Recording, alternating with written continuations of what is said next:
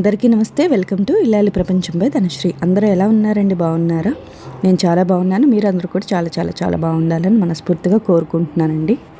అందరూ ఈ సంవత్సరం కార్తీక పౌర్ణమి ఎలా జరుపుకున్నారండి? నేనైతే చాలా సింపుల్గా అయిపోయింది. యాక్చువల్లీ ఈ సంవత్సరం కార్తీక మాసం నాకు కొన్ని కారణాల వల్ల చేయటం కుదరలేదు. బట్ కార్తీక పౌర్ణమిని మాత్రం నేను మిస్ అవ్వాలి అని అనుకోలేదు, అలాగే మిస్ అవ్వలేదు.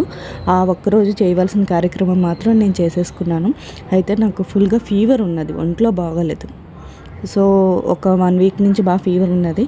అయినా సరే జ్వాలాతోరణం మిస్ అవ్వకూడదని ఆ ఒక్కరోజు ఎలాగో ఓపిక చేసుకొని లేచి ఈ జ్వాలాతోరణం దర్శనానికి వచ్చాము. మేము వచ్చేసరికి ఇంకా మొదలవ్వలేదు. నేను 6 ఇయర్స్గా ఈ టెంపుల్కి జ్వాలాతోరణం చూడడానికి ఎవ్రీ ఇయర్ వస్తాను. అంటే మధ్య మధ్యలో వస్తాను. జ్వాలాతోరణం రోజు అంటే కార్తీక పౌర్ణమి రోజు కంపల్సరీ వస్తాను. నాకెందుకో ఇది మంచిగా సెంటిమెంట్ అయ్యింది. చెప్పాలంటే మా ఇంటికి దగ్గరలో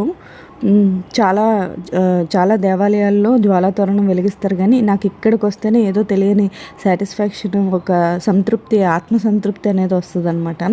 సో మొదటిసారి ఇక్కడికి వచ్చినప్పుడు, ఈ టెంపుల్కి వచ్చినప్పుడు తెలియకుండానే వచ్చేసాను అనమాట. అనుకోకుండా కార్తీక పౌర్ణమి రోజు అనుకోకుండా ఈ గుడికి వచ్చాను.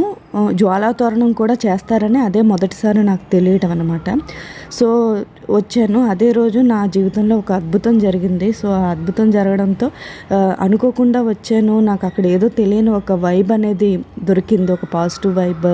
సో చాలా మంచి మంచి శకునాలు ఎదురయ్యాయి. చాలా మంచి జరిగింది, అన్నిటికీ మించి చాలా మంచి జరిగింది.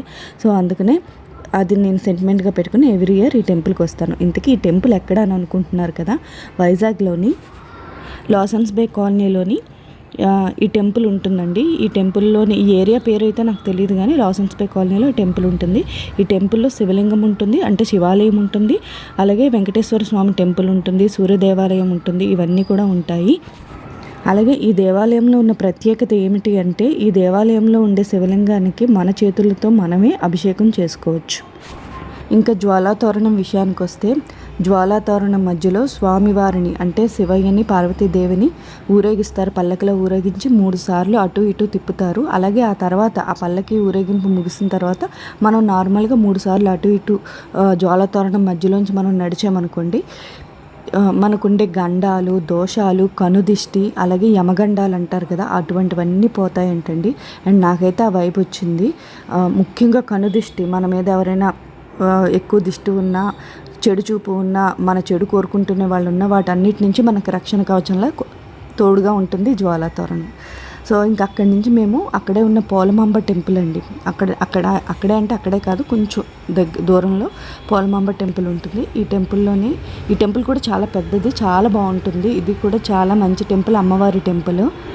పౌర్ణమి రోజు అమ్మవారి టెంపుల్లోని కాసేపు కూర్చొని మెడిటేషన్ చేసినా, ధ్యానం చేసినా, లేదంటే ఊరకనే అమ్మవారి రూపాన్ని తలుచుకున్నా కూడా అమ్మవారి బ్లెస్సింగ్స్ మనకు దొరుకుతాయి. సో అందుకనే నేను అక్కడికి వెళ్ళాము. దేవితల్లి అయితే మమ్మల్ని ఒక ఆట ఆడించేస్తుంది అనమాట, ఊరికనే తిరుగుతుంది. అది చాలా పెద్ద టెంపుల్. సో ఈ పాప అయితే చక్కగా తిరిగేస్తుంది, మమ్మల్ని అందరినీ పరిగెట్టించేస్తుంది. ఇంకా అలాగే ఈసారి కార్తీక పౌర్ణమికి చంద్రుడు అంటండి భూమికి 17,000 కిలోమీటర్ల దగ్గరికి కిందకి దిగాడంట.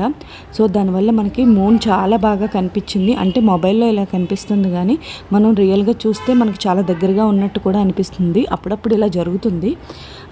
ఈ ముఖ్యంగా పౌర్ణమి చంద్రుల్లో లలితమ్మ వారు కొలువుంటారని అందరూ నమ్ముతారు, మన పెద్దవాళ్ళు కూడా చెప్పారు. సో అదండి ఈ blog. Thanks for watching. Bye.